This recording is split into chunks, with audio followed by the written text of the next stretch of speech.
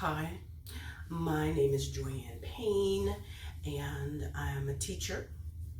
I am an author, and I'm basically on social media to explore my thoughts. Okay, um, in a world that to me feels like it has gone mad. I mean, what in the world is happening? When did we become this? I think it was subtle and it kind of snuck up on us, but right now, when did we become a place where it is not safe to be curious and ask questions? I know when I was a child, when I was growing up, I was able to be rude. I mean, all kids are rude. We can look at someone and say, "Hey, mommy, why is his head like that?" And mommy would shush us and take us to the side and educate us. Okay, right now, it's not safe to be ignorant. Okay, yes, there are isms and ists out there, and we know about homophobic and racist and anti-Semitic and all of the other isms and ists out there. But most people are not that. Okay, most people are just some kind of ignorant. Okay, where we just don't have answers and we don't have anyone to ask because we grow up in communities around people we feel comfortable around. Hey, I'm from Newark, I'm from the hood. I grew up when I was really young, maybe a couple of straggling white people were still living there, but believe me, within a couple of years, my community was all black.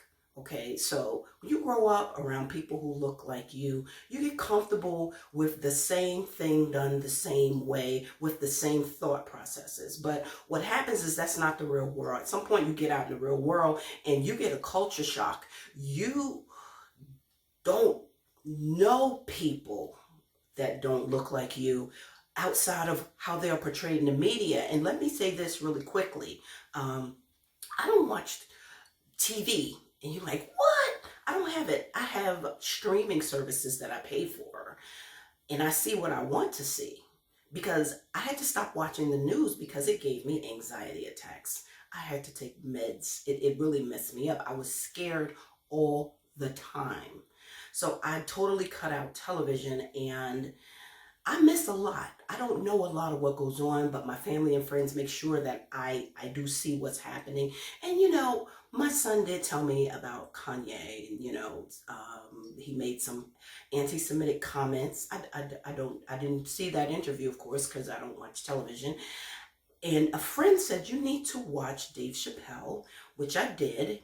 And now he's brilliant. Dave Chappelle is brilliant. And he made a comment. He said, it shouldn't be this scary to talk. And I'm like, whoa, that is hitting the nail on the head. It shouldn't be this scary to talk.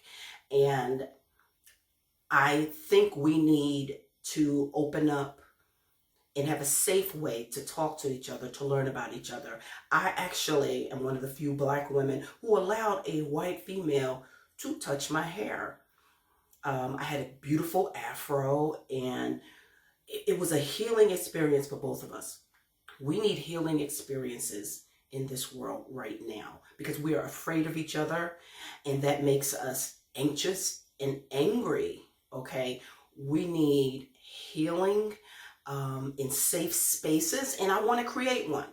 Okay, as a teacher, I want to be able to speak to others, people maybe I'm unfamiliar with, who I have questions with, or just things that I feel can open up a dialogue with groups that are defensive, rightfully so. And the first group I want to personally talk to, I want to create a safe space where I can get some questions answered and I can say a couple of things that concern me about your PR, and basically a safe space for my curiosity, because I may have grown up, but I never outgrew my curiosity. I actually just aged out of childhood. So the LGBTQ, LGBTQ, Oh my gosh, I should have written it down, but that in itself is an issue because I'm like, oh my God, they're going to be angry with me. I forgot some of the alphabets. I should not be this afraid to make a mistake. Okay, and we're going to address this in my very next video. I look forward to seeing you there. Don't come with meanness only, but all ignorance is welcome. Okay, I go in peace.